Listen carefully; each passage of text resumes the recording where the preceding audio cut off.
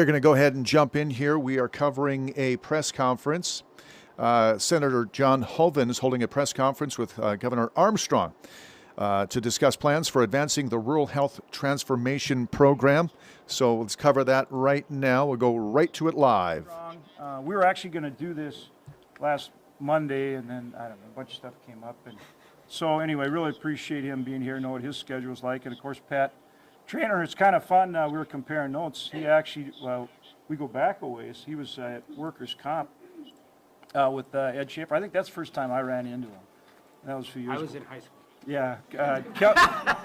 Kelly wasn't born yet. Well, maybe he was. But anyway, thanks for coming out. We want to talk rural health care. And the state has such an exciting opportunity here because of the One Big Beautiful Bill. And, of course, Governor Armstrong and his team, Pat and everybody have just jumped on it, you know, like a cat on a fat rat. They're all over it. And they put together a fantastic application. I want to talk about that a little bit, not just in terms of the $200 million this year, but actually setting a goal that we're going to get $1 billion over 5 years. And there's more to it than just saying that, because it's a competitive program. We have to earn it.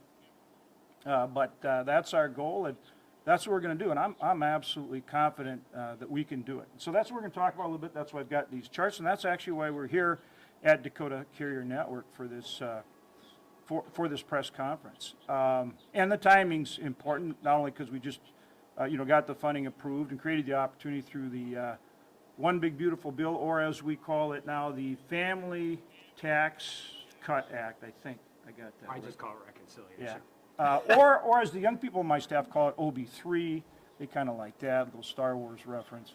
But the important point is it created the opportunity, but it's really up to the state to earn it. And that's exactly what Kelly's doing. He's got the legislators coming in about, I think, 10 days. It's really historic in that regard. And it's on such an important issue. I mean, rural health care. Rural health care. You want to talk about quality of life?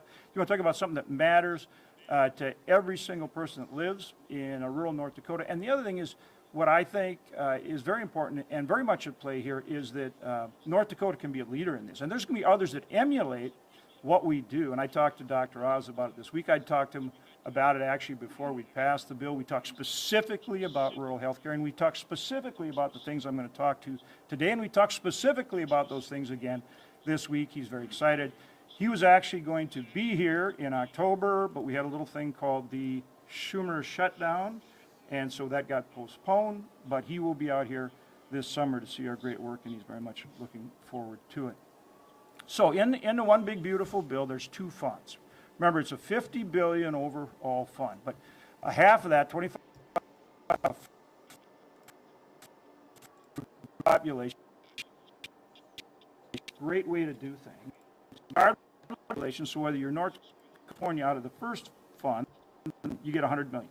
So we get $100 million for North Dakota, and they get $100 million for California and New York. So we're good with that, no problem. However, the second fund, it's competitive. That's another fund. It's $25 billion designation. There we are. Texas, got a lot of rural area in Texas. Competing against New York, we're competing against, you name it. We're competing against all the other states, and there's no guarantee to earn it. You have to have not only the best plan, but then you have to execute, and how you execute and those benchmarks will dictate where you end up. So there's no assurances at this point that we would actually get any more than $100 million a year over 5 years. But I truly believe that that line up with that, we'll get $1 billion over 5 years. And why does that matter? One, I love the idea we have to earn it.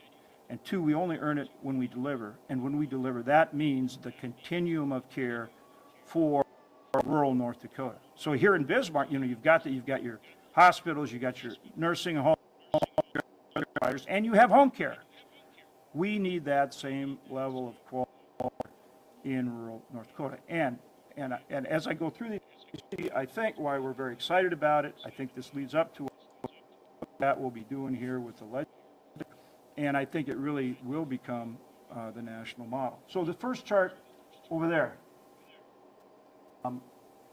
First thing you'll notice is the network of fiber optic cable. And that's why we're here at Dakota Carrier Network. This is unique. Nobody else has done this. This goes back to my time as governor, and it goes to a unique partnership that we built between at that time it was the rural telephone cooperatives. Now, of course, it's the rural telecommunications cooperatives, but all of the RTCs got together, formed a carrier network. We partnered between the state of North Dakota, built out fiber optic network statewide. And you can see it covers statewide. And we put on that, I chair AgApropes in this program called Rural Connect, where we fund broadband. Yep. And we're ahead of everybody. Nobody has basically fiber to just about every home. They're not quite going to get there. And people talk about, connectivity. You probably could because you're so rural. No, we have it, and we have it at a level that no one else does. Now, in addition, you'll see there's a lot of blue dots up there. Those are critical access hospitals. We have almost 40 critical access hospitals in the state. We have a network. You see it covers the whole state. Why is that important? Because those hospitals deliver health care in the small communities and it's a different model than you have in your larger towns. Care facilities here, but our access hospitals, there's certain requirements. They can't be within 35 miles of another critical access hospital, a lot of those kind of things, but if they qualify then, they qualify. They can get up to 105%. They can make it work out there in rural America, whereas they couldn't at the lower reimbursement rate. The other thing is, through rural development, again, a program that we fund through AgApropes, through rural development, we provide loans and grants to build and update facilities. Why does that matter? Okay, let's go to chart number 2. On here, we're talking about the continuum of care. That means, right? That's the key, right? If you want to stay in you need, whether it's medical care or whatever it may be, you maybe need to go to a nursing home, you may have to be, need all of these types of care depending on your for that. Well, you got to have healthcare professionals to do it, right? You've got to leverage them because you'll never have enough healthcare professionals to cover all the bases. So we have to employ things like telehealth, particularly when you're talking about going out to a farmstead, remote. Doctor can't make the house call, probably ain't.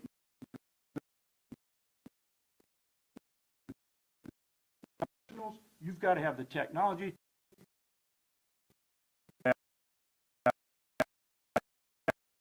And the all the way back, that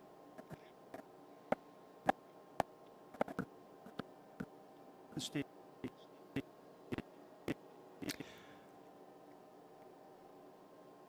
All right, looks as though we're having a bit of difficulty with the audio, and so we are going to go ahead and jump out of this unless we get, yeah, it doesn't seem as though the audio is coming in very clearly for us. That's unfortunate, but we'll bring her back in here to the KFYR Plus news desk.